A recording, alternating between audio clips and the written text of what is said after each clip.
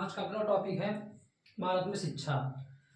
तो ये है BSc BEd first semester students. BSc BEd and maths bio दोनों के लिए है। आप इसमें देखो पेपर क्या क्या होता है। आप जो सब्जेक्ट लिए बीएससी बीएड उसमें होता क्या क्या है। सबसे पहला सब्जेक्ट आपका रहता है, जो मैथ लिए उनके लिए अलग है, जो बायो लिए उनके लिए अलग है। ठीक है, जो बायो का रहता है उसके 3 मेन सब्जेक्ट होते हैं। कौन कौन से होते हैं? पहला देखिए, बायो के लिए है, पहला होगा बॉटनी। ठीक है, पहला होगा बॉटनी, दूसरा जूलॉजी और तीसरा होगा आपका केमिस्ट्री। ये जो केमिस्ट्री है ना, ये कॉमन रहता है मैथ एंड बायो दोनों के लिए। ठीक है, तो जो केमिस्ट्री है मैथ बायो के लिए कॉमन रहेगा। 3 सब्जेक्ट मेन हुए आपके। ठीक है, ये मेन सब्जेक्ट हो गए साइंस के। 2 पेपर आपके होते हैं बीएड के, यानी एक ये भारत में शिक्षा और दूसरा होता है चाइल्ड डेवलपमेंट यानी बाल विकास। ठीक है, बच्चों में विकास कैसे होता है उसका भी वीडियो बनाएंगे, वो भी आएगा। पहले इसको समझते हैं, भारत में शिक्षा। देखो, ये जो चौथा है इसका मतलब क्या? भारत में शिक्षा कहने का अर्थ ये है कि भारत में शिक्षा का डेवलप कैसे हुआ, विकास कैसे हुआ, कैसे मुद्दे हुए, परिचर्चाएं हुई। उसमें आपकी बुक में रहता है कि शिक्षा की मुद्दे बताइए, और ये ठीक है भारत में शिक्षा मुद्दे और विकास रहता है। तो भारत में शिक्षा का विकास डेवलप कैसे हुआ, एजुकेशन है क्या, शिक्षा है क्या। शिक्षा को अंग्रेजी में कहते हैं एजुकेशन। ठीक है, शिक्षा को अंग्रेजी में कहते हैं एजुकेशन। तो आपको ये पढ़ना, देखो 2 पेपर होते हैं, एक शिक्षा वाला और एक चाइल्ड डेवलपमेंट। ठीक है, दोनों 75-75 नंबर के होते हैं। तो हम यहाँ बात कर रहे हैं भारत में शिक्षा।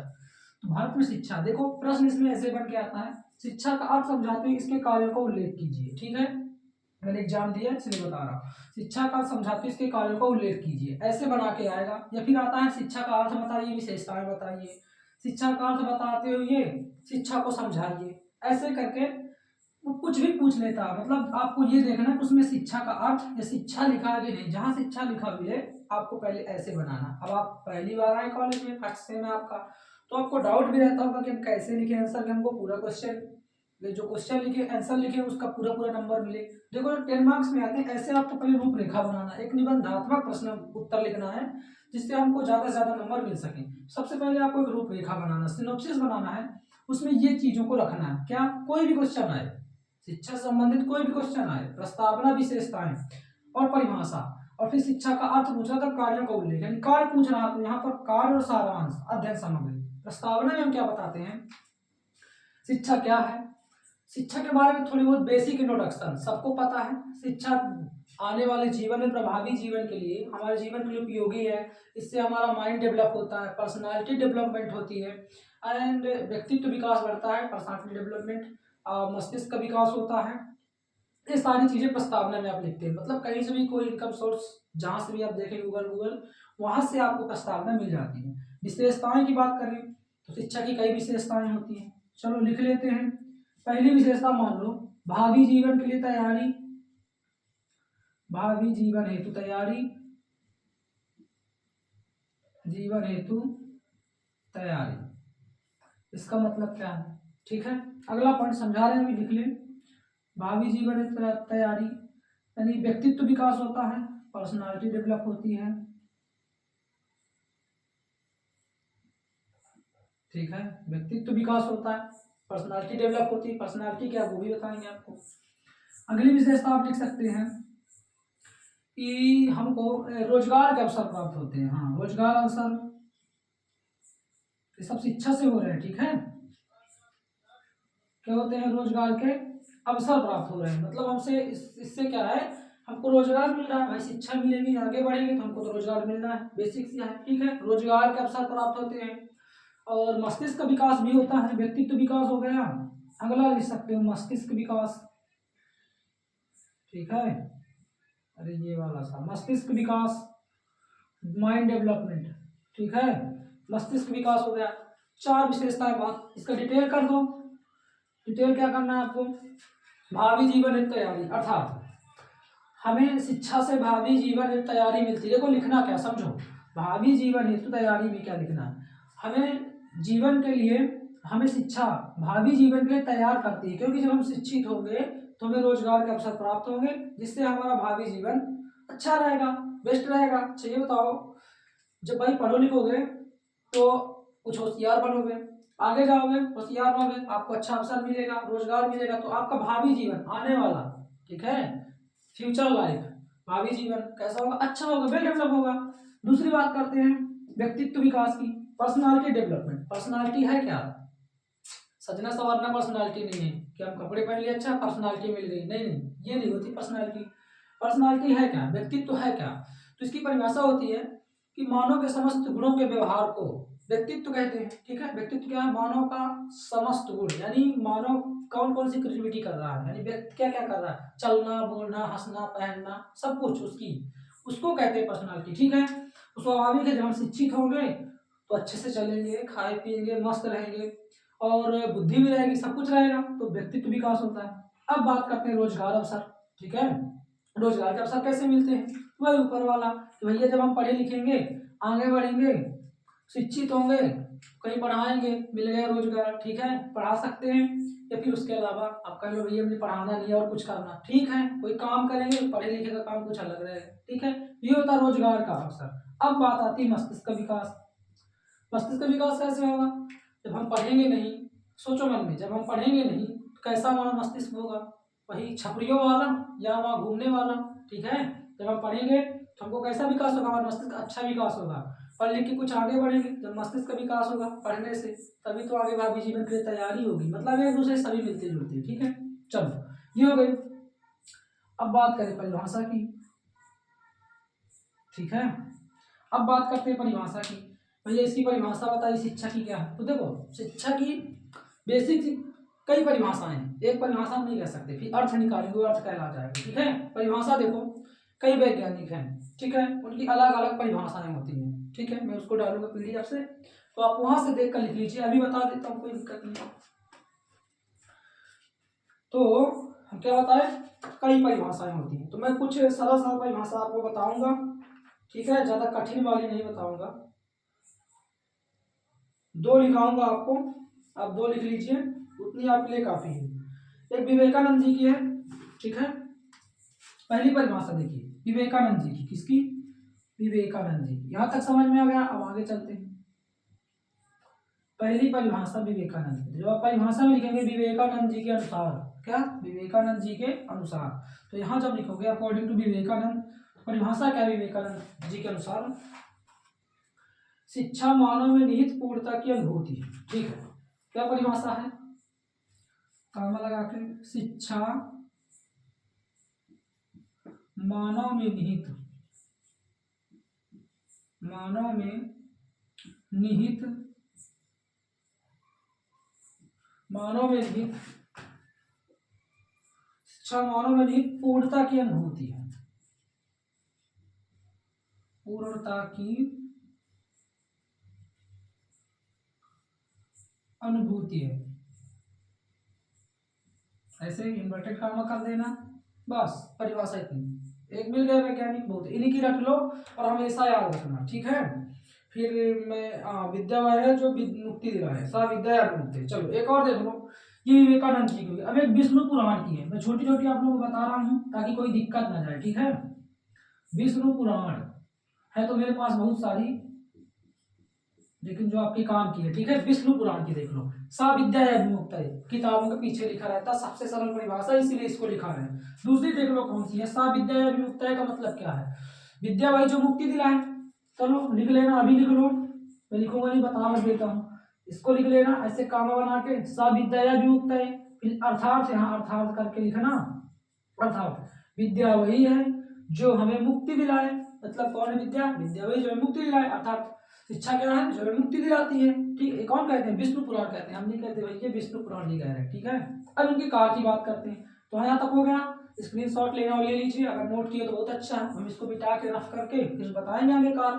ठीक है, मिटा दें, कर लो स्क्रीनशॉट, डस्टर कहाँ गया हमारा, हाँ कर लो स्क्रीनशॉट, इसको हो गया स्क्रीनशॉट, मिटा दें, जल्दी करिए, मिटा रहे हैं। ठीक है,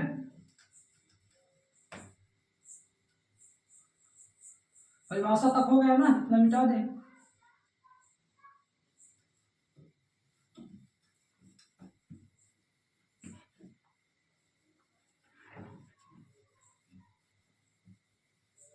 ठीक है, अब कार से बात करना, चौथा, तीन तक हो गया अपन का, 1.5 पेज हो गया। ठीक है, 10 नंबर का है, कुछ कम से कम 5 पेज तो ज्यादा ही चाहिए कम से कम। कार देखो, चौथा डालेंगे अपना कार्य, क्या कार्य, फंक्शन इंग्लिश में, हिंदी के लिए कार्य, ठीक है। तो अपन कार्य की बात करते हैं। देखो प्रमुख रूप से 4 कार्य होते हैं, कितने, 4, समझो कैसे। लो पहला कार्य क्या भैया, अपना व्यक्तिगत कार्य। शिक्षा के प्रमुख 4 कार्य होते हैं, व्यक्तिगत कार्य, क्या व्यक्तिगत कार्य, ठीक है। दूसरा कार्य देखते हैं क्या, सामाजिक कार्य, सोशियो वर्क, ठीक है।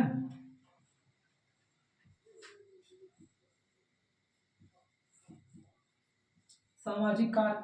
तीसरा देखो शिक्षा के राष्ट्रीय कार्य, देखो भैया राष्ट्रीय कार्य, नेशनल वर्क भी हैं,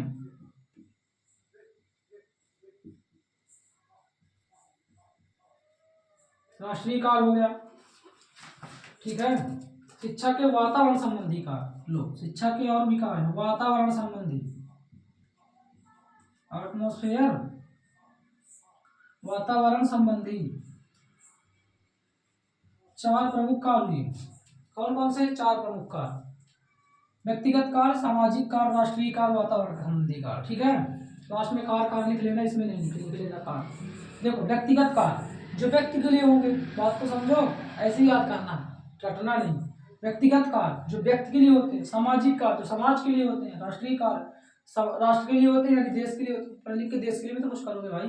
वातावरण संबंधी कार्य, वातावरण भी सुधरेगा अगर तुम पढ़े लिखे होगे, अगल बगल के होंगे और पास वाले पढ़े लिखेंगे, तुम भी पढ़े लिखोगे, पास वाले भी पढ़े लिखे होंगे, तो वातावरण कैसा होगा, अच्छा होगा। मतलब शिक्षा वातावरण के लिए भी कार्य कर रही है। चलो इसको डिटेल समझते हैं, ठीक है।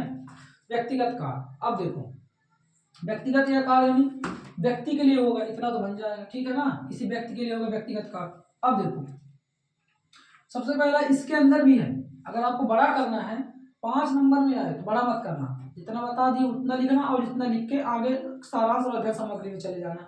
यदि 10 मार्क्स में ही क्वेश्चन आता तब आपको इसको दो करना, बड़ा करना, क्या कहते हैं, डेरिवेशन डिस्ट्रीब्यूशन, बड़ा करना है, ठीक है। इंग्लिश नहीं आती, हिंदी में बता रहे हैं। व्यक्तिगत कार्य करना, ठीक है। देखो कितने कार्य, पहले व्यक्तिगत कार्य का पहला आंतरिक शक्तियों का विकास, पहला क्या, आंतरिक शक्तियों का विकास, आंतरिक शक्तियों का विकास, राइटिंग अच्छी है, ठीक है, आंतरिक शक्तियों का विकास। दूसरा देखो संपूर्ण व्यक्तित्व का विकास, समझा रहे हैं, इसको लिख ले पहले, संपूर्ण व्यक्तित्व का विकास, व्यक्तित्व का विकास, ठीक है। फिर भावी जीवन हेतु तैयारी, देखो अभी विशेषता में पढ़े हैं, भावी जीवन हेतु तैयारी, भावी जीवन हेतु तैयारी यानी आने वाले जीवन के लिए तैयारी। मानवीय गुणों का विकास, मानवीय गुणों, मानवीय गुणों का विकास, ठीक है, मानवीय गुणों का विकास। पढ़ के इसलिए बता रहे हैं, राइटिंग हमारी ज्यादा अच्छी है, आप लोगों को समझ में नहीं आएगी, इसलिए हम पढ़ के भी बता देते हैं। देख लो व्यक्तिगत कार्य, आंतरिक शक्तियों का विकास, संपूर्ण व्यक्तित्व का विकास, भावी जीवन हेतु तैयारी, मानवीय गुणों का विकास, ठीक है। इसके मुख्य 4 पॉइंट हो गए, उनको समझ लो क्या है। आंतरिक शक्तियों का विकास, अरे जब तुम पढ़ोगे, जो व्यक्तिगत कार्य, ठीक है, शिक्षा में व्यक्तिगत कार्य यानी जब तुम पढ़ोगे, शिक्षित होगे, तो तुम्हारी जो अंदर शक्ति है, ठीक है, अंदर शक्ति यानी कुछ कर सकने की शक्ति, जैसे पढ़ने के बाद तुम क्या क्या कर सकते हो, बहुत कुछ जो सोच रहे हो वो नहीं, ठीक है, पढ़ा सकते हो, कहीं पैसा कमा सकते हो, कुछ भी कर सकते हो जिसे कहते हैं, बस वो ना करना कॉलेज जाके, ठीक है। आंतरिक शक्तियों का विकास, पहला तुम्हारे अंदर की शक्तियों का विकास होगा और तुम आगे चलकर डेवलप हो जाओगे। संपूर्ण व्यक्तित्व का विकास, संपूर्ण व्यक्तित्व की परिभाषा पहले बताया थे, नहीं बताया, अभी बता देते हैं। संपूर्ण व्यक्तित्व वही है जो मानव के समस्त गुणों का व्यवहार व्यक्तित्व कहलाता है, ठीक है ना, यानी तुम्हारे अंदर के सभी गुण सही हो जाएंगे, जो भी दुर्गुण है चले जाएंगे, तो वो कहलाता है संपूर्ण व्यक्तित्व का विकास। क्या होगा, गुण चले जाएंगे, अरे मतलब अच्छे गुण आ जाएंगे, नेगेटिव गुण चले जाएंगे, ठीक है। भावी जीवन है तो तैयारी, जब तुम पढ़ रहे हो कुछ एम लिए होगे, आगे के लिए क्या होगा, तुम्हारे जीवन की तैयारी हो जाएगी, ठीक है। तो इसमें देखो जब मैं बता रहा हूँ ना, उसको इसमें लिखते भी जाना, जैसे ये कहिए अब इसके अंदर ऐसे डैश करोगे और उसमें कॉपी खूब भरना, क्या भरोगे, जब हम शिक्षित होंगे, ठीक है, तभी आगे देश का विकास कर सकेंगे।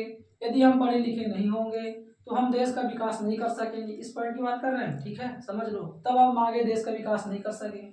फिर लिखोगे यदि हम शिक्षित नहीं होते तो क्या होता, शिक्षित नहीं होते, अपने से क्वेश्चन करना उसी में, अगर शिक्षित हम नहीं होते तो हम आगे नहीं बढ़ पाते। इसलिए शिक्षा हमारे देश को प्रभावित करती और हमारे जीवन को प्रभावित करती। 4-5 लाइन बन जाएगी। अब मानवीय गुणों का विकास, हमारे मन के गुण होते हैं, इंसानों के कुछ गुण होते हैं, उनके गुणों का विकास, जैसे घूमना भागना, फालतू की टाइम बर्बादी करना, ठीक है, इंस्टाग्राम चलाना वगैरह, उनको छोड़ के मानवीय गुणों का विकास होगा, जिससे तुम शिक्षा की ओर अग्रसर होगे।